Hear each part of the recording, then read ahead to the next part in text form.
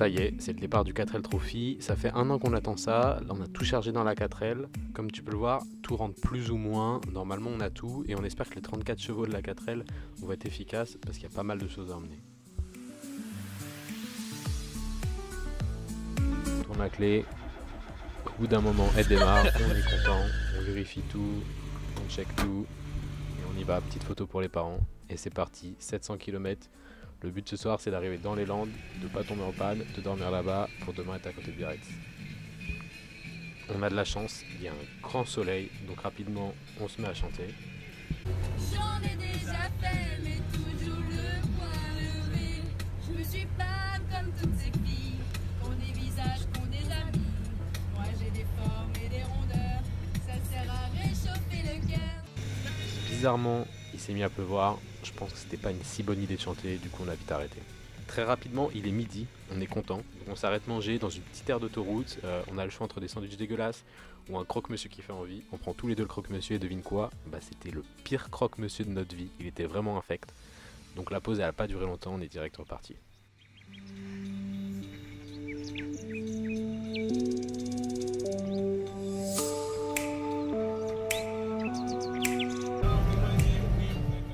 On croise les premières 4L qui, comme nous, vont vers Biarritz.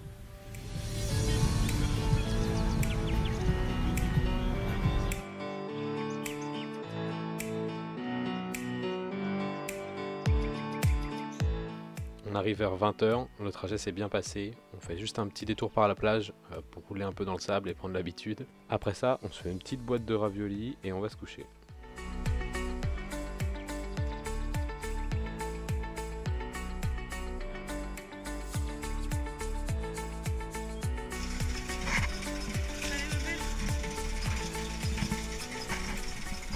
Ok, là on est le matin du départ, et devine quoi ? Première galère. On se lève un peu plus tôt pour la faire toute jolie la polish, on met les affaires dans le coffre, on essaie de démarrer, et rien qui se passe. En fait, le cap du starter a été bloqué, on n'arrive pas à le tirer. On ouvre le capot, on voit pas pourquoi il est bloqué, donc on essaie quand même de démarrer sans, on l'a poussé dans tous les sens, sans succès. Au bout de 20 minutes, on arrive quand même à la démarrer dès qu'elle chauffe un peu et qu'on a le bon ratio d'essence. Du coup, petit tour pour essayer de la faire chauffer et tenir le ralenti.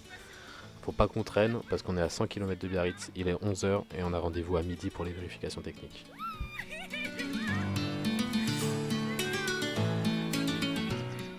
Bien arrivé à Biarritz, 10 petites minutes en retard par rapport à la convocation mais ça pose pas de problème au final. Là il y a un petit stress pour les vérifs, tu connais, mais bon, normalement ça devrait le faire.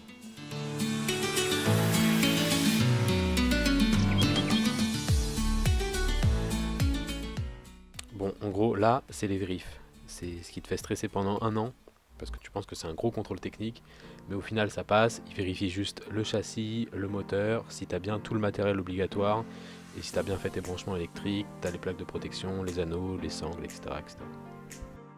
Bon, je t'avoue, c'est passé assez vite pour nous. Ils ont tellement de 4L à vérifier qu'ils font ça vraiment vite fait. Il y a juste le gyrophare orange qu'on a mis en évidence, ils ont pas trop kiffé l'idée. Mais sinon, pour le reste, si t'as 4L, c'est pas une grosse merguez, elle devrait passer.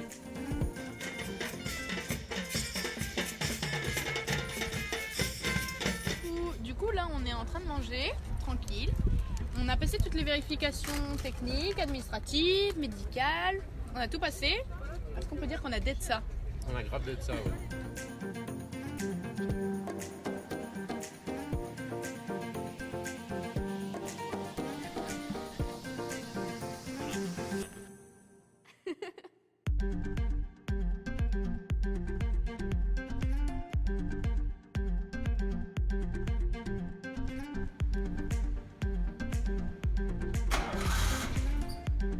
Starter.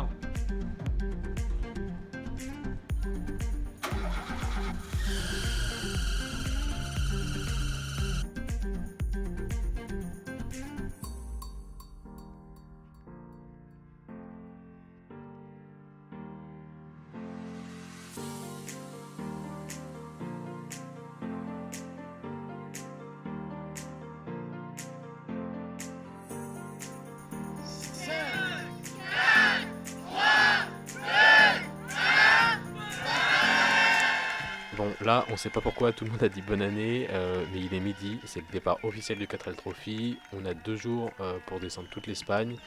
Nous, notre but, c'est d'arriver ce soir à Salamanque.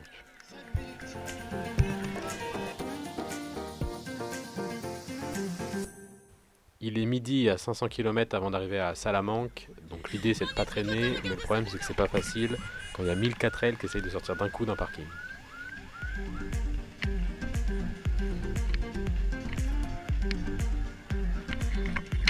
Là, c'est le plus gros bouchon, mais c'est le meilleur moment. Genre, on part là, c'est trop bien.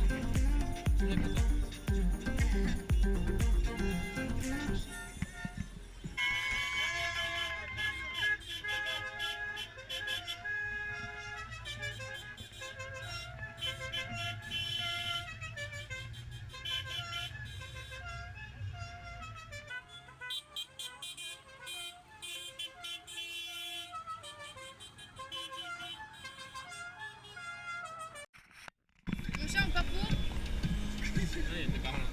On part à la Salamanque, Salamanque pour l'hôtel. normalement, ouais. Normalement.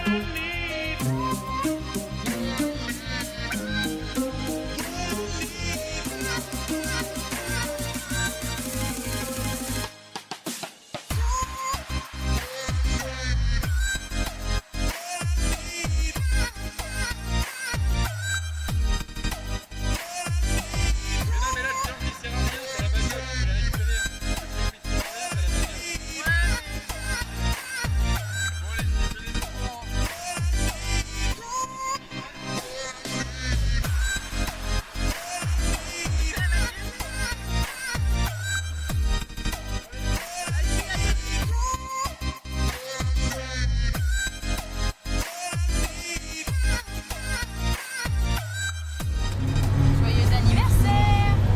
S'embrasser, te raconter 112 km pour la personne.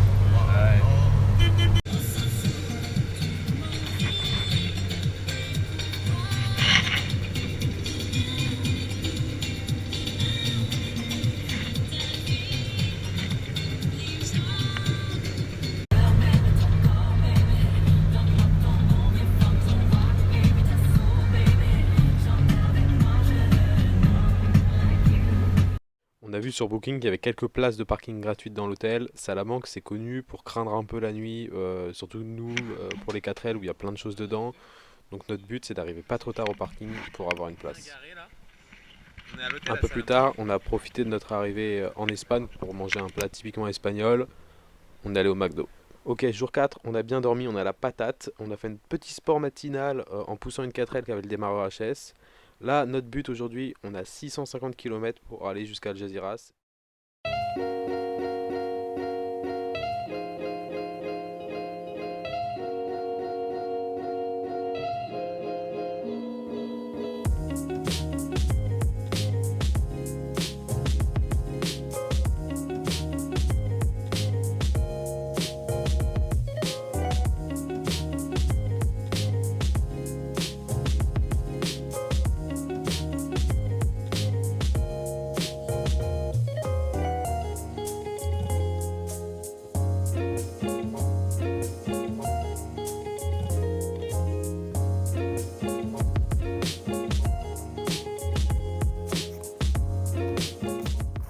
Arrivé à 20h au bivouac, ça c'est cool, on n'arrivait pas trop tard, on a eu le temps de faire les courses. Au final, toute la nuit, il y a des 4L qui sont arrivés, t'en as même qui sont arrivés le lendemain. Nous, on avait passé une petite soirée tranquille avec Bruno, Adrien et d'autres trophistes que vous allez voir plus tard.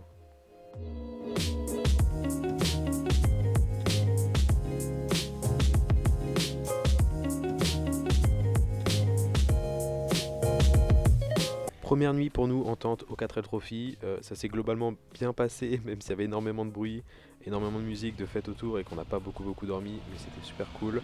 On a le premier ferry parce que ça se fait au numéro d'équipage, donc on part à 13h pour le ferry de 14h. Nos copains ont le ferry dans la nuit, donc ils nous rejoindront un peu plus tard.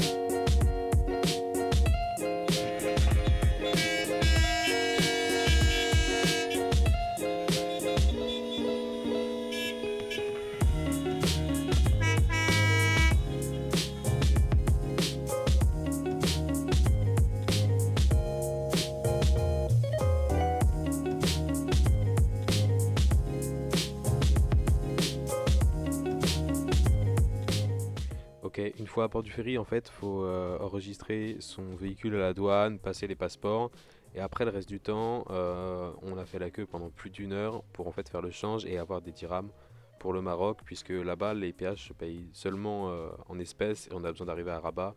On n'aura pas d'autre occasion de retirer.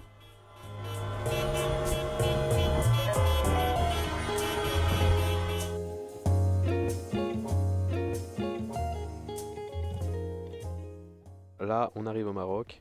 Normalement, on a fait tous les papiers sur le bateau, donc on n'a plus rien à faire. On est à 200 km de Rabat où on dort ce soir, donc on essaie de pas trop traîner.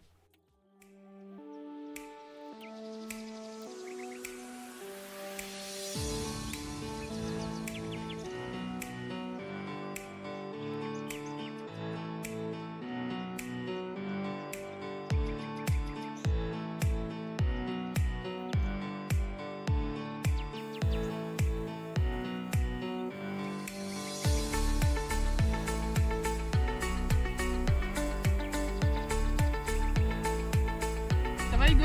Ouais, ça va. On arrive au Maroc, mais c'est un peu chaud, c'est beaucoup plus chaud qu'en Espagne. On s'arrête ou on accélère? Ça fait genre je sais pas combien de temps qu'il y a la police qui nous suit, genre au moins 15 minutes. On voit un petit tagine sur le nord d'autoroute, donc on s'arrête. C'est notre premier tagine marocain quand même. Et on arrive sur les coups de 21h30 au bivouac où on plante la tente et on dort direct. Petite nuit courte et fraîche puisqu'on se réveille à 6h30.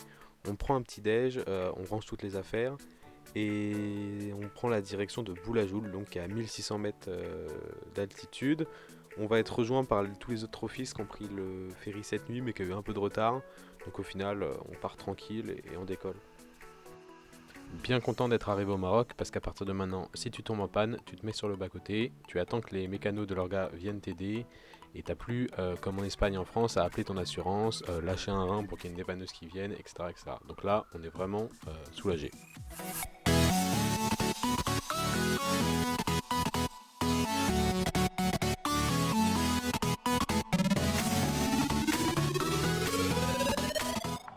On a toujours cette petite carte SIM qu'on a achetée dans le ferry et qu'on n'a pas encore rechargée. On n'avait pas réussi dans les stations essence, donc on avait un peu tracé. Là, on est le lendemain, on s'arrête au pif, on voit un mec, on lui demande où est-ce qu'on peut recharger nos cartes SIM. Il nous dit là en face, frérot, c'est pas, on va dans la boutique. Il y avait 3 pitchs, 3 danettes qui se battaient en duel et le mec, il a tapé sur un petit cellulaire et blam, il nous a refilé, il nous a rechargé les cartes SIM.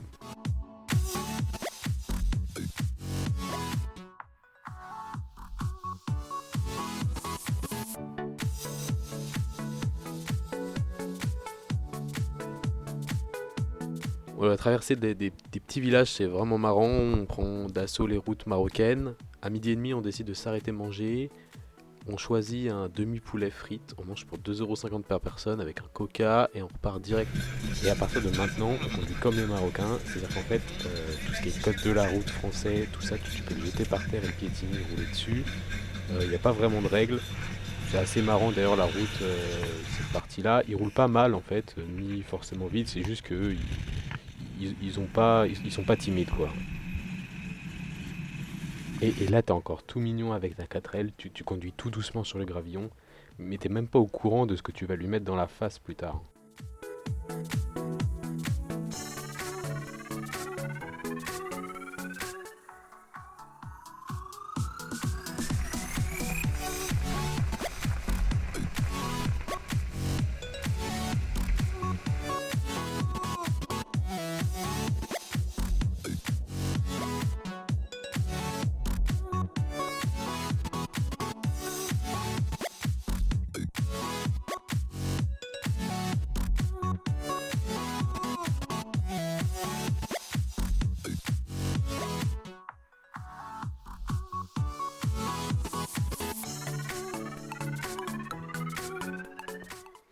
petite pause au bord de la route, en bon touriste que nous sommes, parce qu'il y avait des petits singes partout.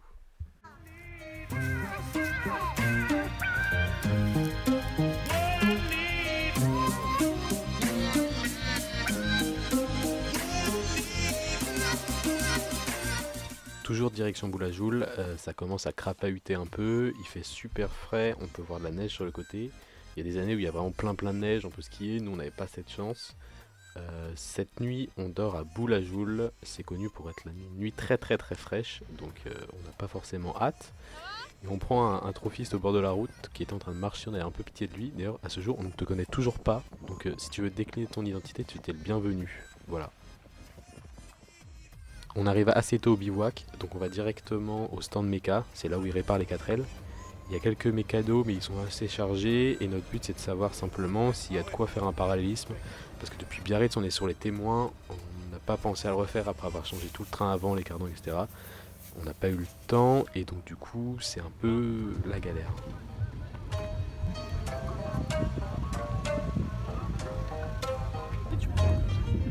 Pas possible pour le parallélisme, donc on va finir ses pneus dans les pistes et on a un train de pneus neufs pour le retour. Donc Inch'Allah ça passe.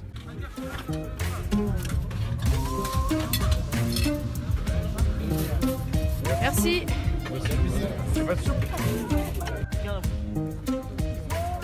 Oh, il fait bon là.